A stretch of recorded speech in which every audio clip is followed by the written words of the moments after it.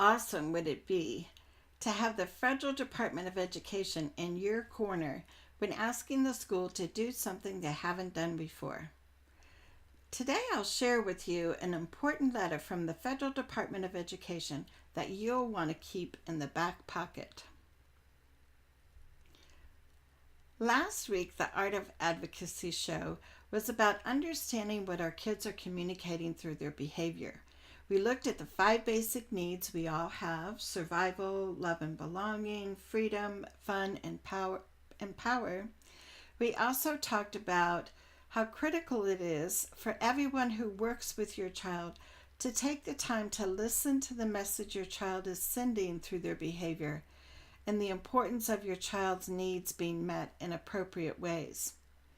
In this week's The Art of Advocacy show, we're going to look at how to make sure the staff have the necessary training and support to understand the messages your child's behavior is sending and know how to put any needed positive behavior supports in place.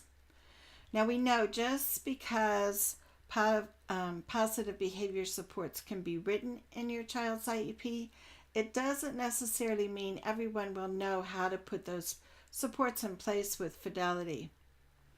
And that's what we really want to make sure happens. Hi, I'm Charmaine Tanner, advocate, parent, and author of a #1 best-selling book, The Art of Advocacy, A Parent's Guide to a Collaborative IEP Process. I'm glad you're here today because the examples that we're going to be talking about are, centered around behavior needs, but the tool that we're going to be explaining from this letter from the Department of Ed is actually going to be a tool that you could use for any area of staff training that the people working with your child may need. So know that you can apply what's written in this letter from the Federal Department of Education in many ways at your IEP meetings and what actually gets written in your child's IEP.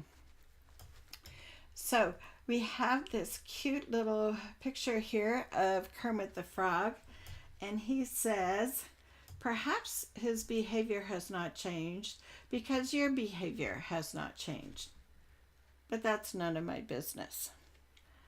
I think so many times we first look at, we got to write a behavior intervention plan for the student, but we don't stop to think about, are there any skills that the staff needs? And maybe that's a factor of why the child is having all the behavior challenges at school. So maybe the problem isn't within the child, but maybe we first need a support plan for the staff where they can receive any necessary training and coaching. And I'm not saying this in a mean way. Just like you want your child to be supported at school, we need to make sure that the people who work with him are also supported. At the end of this video, I'm going to tell you about a free tool that I've just developed for you.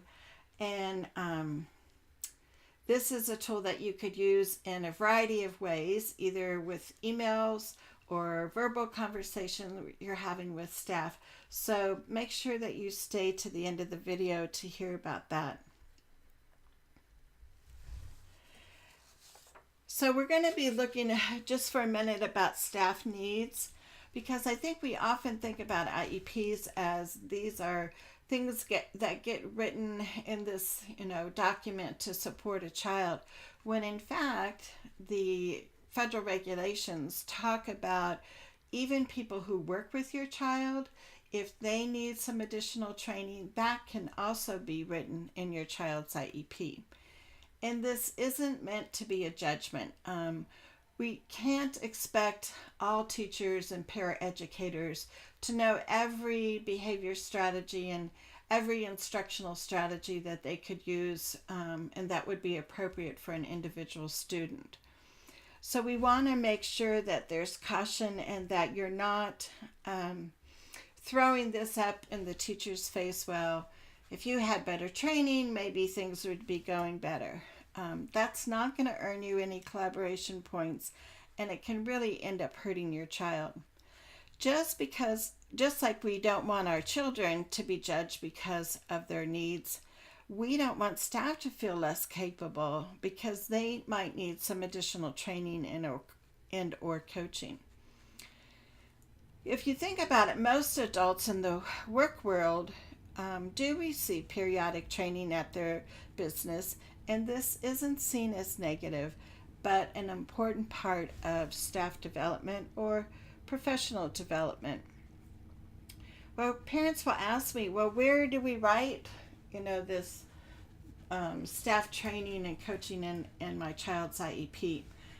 Well, when the video's done, if you can grab your child's IEP and look towards the end of the document, there should be a section, sometimes it's labeled Supplemental Aids and Services, but we know that there's so many different, IEP forms out there. So your district or your building might use the form and it might just say services, or it might say services and other considerations. So you want to look for that section of the IEP, and that's the appropriate place for you to write in any necessary staff training. So that's something that you can look at when we're done with the video. So the other thing is, parents, it's hard to know exactly what all these different parts and all these different sections of the IEP mean.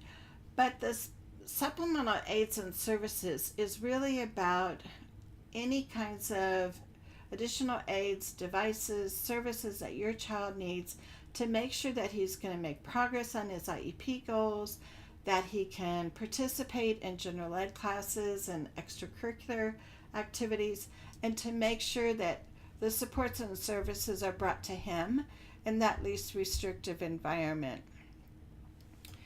Well, just a note of clarification, which might just muddy the waters more, but I want you to know that related services are not the same as supplemental aids and services. And we wonder why this process is so confusing to parents, right? Well, related services you're probably more familiar with. These are the therapy kinds of services your child can get at school. It also includes things like special transportation, counseling, nursing services, and a lot of other related services. And just to mention that one related service that hardly ever gets mentioned at IEP meetings is parent counseling and training. But that topic will be saved for another video. So I think what happens during IEP meetings is most teams write down the special education and related services students need, but there's little, if any, discussion of supplemental aids and services, which can mean there's little or no discussion about training and coaching and how those might be needs for the staff members. So when staff training and coaching are needed for whatever reason, the specifics of that and what it will look like must be written down in your child's IEP. Because remember, if it's not written down, you can't hold the school accountable for it. So take for instance that your child may be using an augmentative communication device. If the staff aren't familiar with that and how to use that, that could be training that could be written in your child's IEP. So remember, we're not just talking about behavior supports and training, but training for the staff in any area. Make sure that that gets in writing in your child's IEP. Now, when you talk to the building administrator about staff training, he or she may be feeling defensive for a parent to bring that up, and they may say to you, well, that's an issue for personnel. It's not something that needs to be discussed or decided on at an IEP team meeting. Well, this is where that letter from the Federal Department of Ed that just came out will come in handy for you. Because what you need to do is make sure when you're making a request about staff training is that you have some kind of data or documentation, a compelling story to share to support why you're making that request. And the thing that it just happens to be so wonderful at the beginning of the year here is just on August 1st, 2016, the Federal Department of Ed released a letter of guidance for local school districts and supporting students with behavior needs. Now you can go, this is a website, and you can download your own copy of this 16-page letter using this link here.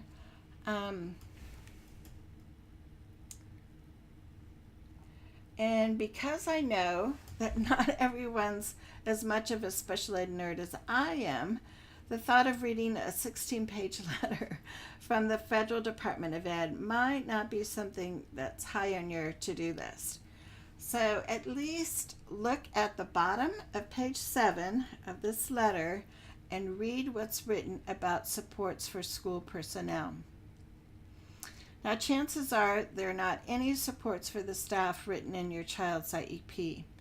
If you want to request that they be added to the IEP, most likely you'll need to request a formal IEP meeting to amend it and discuss staff training and coaching. My suggestion is to share the original 16-page letter from the Department of Ed ahead of time with other members of the IEP team. Now, a new tool that I mentioned at the beginning of the video will be a big help as you compose your written requests for an IEP meeting. This is a free resource that's available just for a limited time on my website. So make sure when the video is done that you go over to this URL and you can download a free report that's all about a better way to be heard. So what it does is you'll discover what you need to say and how to phrase your requests so that they're heard and actually acted on. So your 3 advocacy steps for this day and week are to consider if staff training is needed. First, check and see if it's written in your child's IEP or not. If it isn't, then to request an IEP meeting to discuss the issues of staff training and coaching. So I hope this week's Art of the Advocacy show has been helpful.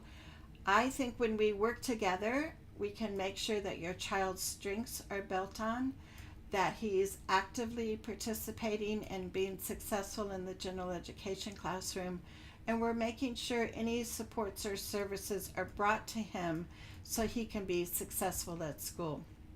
So remember, you can always set up a 30-minute free phone consultation with me, and I'll put up that slide. You can email me at charmaine@cspeda.com, or you can also get in touch with me on my website and on my Facebook and Pinterest sites. So until next week, have a great first week, or maybe the second or third week of your new school year, and take care.